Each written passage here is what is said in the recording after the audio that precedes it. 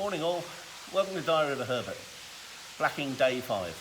So finally managed to get the third and final coats on the tunnel bands, so that's now flashing off quite happily. So by this evening, I'd say probably about 6 o'clock, should be good to start the black. So start the rubbing strakes in between the tunnel bands, the bottom strake as well, which we're going to do with the Intertough 16, as I said before. And also there's the crescents that give the scallop shape to the sides of the tunnel bands that I've got to do. That could be interesting, because my freehand circle drawing is abysmal. So if I tried doing it freehand, it would probably look like a hexagon. However, I've been given a little tip by the painter in the boatyard down the road, and he says to use a paint tin. Logic, simple. Then using a magic marker or a Sharpie or any sort of decent sized proper permanent felt tip pen, you draw around the bottom. That gives you your perfect circular shape for your cutout, and then you just fill it in with black paint. How hard can it be? Yes, this is me we're talking about. So yeah, that's that done. I've also finally managed to get rid of the rusty shackle that was causing a pain on the front end for the front button. So what follows in a little bit will be me trying not to chop my foot off with an angle grinder and cut off the duff shackle, which has now been replaced with stainless steel. So that won't rust anymore, won't stain the paintwork. However, as with everything, you take something off and then you find a bit more of a defect underneath. So I've got more rust to get rid of, more grinding down of the paint, cleaning back. It's going to be basically a case of strip the whole front end off, repaint from scratch. However, I did get clattered last year by someone's boat, and he has said that he will pay for the work. So if I do the preparation work of stripping the paint back, we can get the painter in, professional painter. Won't cost me anything because matey boy down the road has said that he'd pay for it, as I said. So win-win. So that shouldn't cost me any money, apart from the basic time and effort of getting the old paint and back to bare steel in the first place. So yeah, that's how so far today is going. We'll see what happens next. See you later. What you can see here is one of the shackles that holds the button fender on the bow on. Who said that? So, as you can see, horribly rusty, and also it stains the paint. So I've got some nice new stainless steel ones to put on. Only problem, it's rusted so solid, I can't get the bugger off. So, time to break out the angle grinder.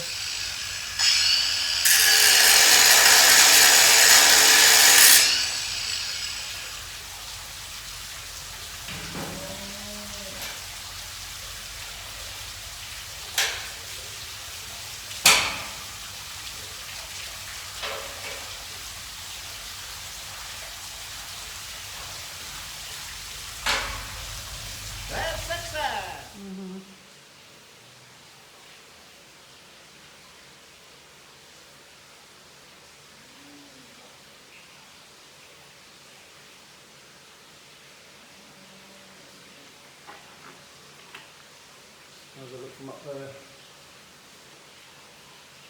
Okay. Evening all. Been long, but yet another good productive day. Both the tunnel bands have now had 3 coats of paint, so they're looking really good. The centre rubbing strake has had a coat of black gloss enamel put on it, and also the black crescents that either side of the tunnel bands, those have been put on. So that's the first coat. It's now what, 7:05, so good progress there. The propeller's been cleaned and polished, so that should make that more efficient, which will be good. So yeah, it's been a long day. It's been a lot of watching paint dry, which is annoying, but thankfully the little fan down the back has been doing a fantastic job, and the enamels get flashing off really nicely. The tunnel bands look fantastic. good finish, dry brushed them to get rid of any air bubbles and smooth the surface down, no runs, no drips or sags. Okay, I've got one or two on the port side where the overboard discharges for the bilge pump, but hey, small potatoes. It's the first time I've ever done this. I'm chuffed to bits with the results I've got. It's just been a case of preparation, taking time, and just slowly catching monkey, and bingo, I've got a great job. I'm now going to be scared to take the boat out because I'll probably scratch it. Margaret's already said she won't steer the boat anymore unless we're in a big straight line and there's nothing else around. She will pick up some knocks. That's part of living on a narrowboat. But yeah, I've got a lovely shiny stern. Everything else looks fantastic.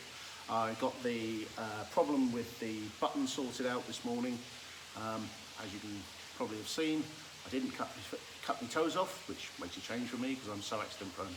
But anyway, there we go. That's day 5 done and dusted. So tomorrow is just consolidation, an extra coat on the rubbing strakes on the stern if necessary. Hopefully we won't need that. Clean off all the dust and rubbish that's been accumulating on the upper surfaces, get rid of all that so she looks nice and shiny to go out. Give the brass another once over. Yeah, I know, I'm like that. Polishing brass is my therapy. But yeah, it's done, essentially. So we've taken the extra day, so that's cost us a few quid, shall we say. But hey, you know, the good thing is that we've taken our time. Yes, 6 days in a dry dock, and most commercial operations will probably turn a blacking round in 3. However, it's my satisfaction and my knowledge that the job's been done properly. You know, after jet washing, she had 24 hours to dry. After the first coat of blacking had 24 hours to dry. The second coat's had 24 hours to dry. Both together have had 36 hours to dry. The back end, the stern, the tunnel bands, everything has had time to cure, flash off and dry properly for a good finish. So tomorrow, once again, as I say, the finessing that we need to do, a couple of little touch-ups, finish off the 2 remaining stern rubbing strakes that need doing, put the stern fenders back on, and that's going to be a job and a half because they ain't light. I've got 2 tip cats, one's a 28-inch, one's a 26, and then I've got a walloping great button on the back as well. And of course, all over the 2 years that I've had them, since they were brand new, things have stretched and they've sagged a bit, so they need to be retensioned so that they sit up. The traditional way for 2 tip cats and a button is that they all sit very slightly higher to each other. So when the old butties used to be sat up behind the motor and pushing against the fenders, you know, they weren't pushing down at something low down, they were pushing at something high up. So that's another little job for the morning, but hey, that's why we do it. So thank you very much for watching. Hope you've enjoyed it. Please subscribe if you like what you see. If you don't, give us a shout, tell me why. Look after yourselves, take care, and I'll see you soon.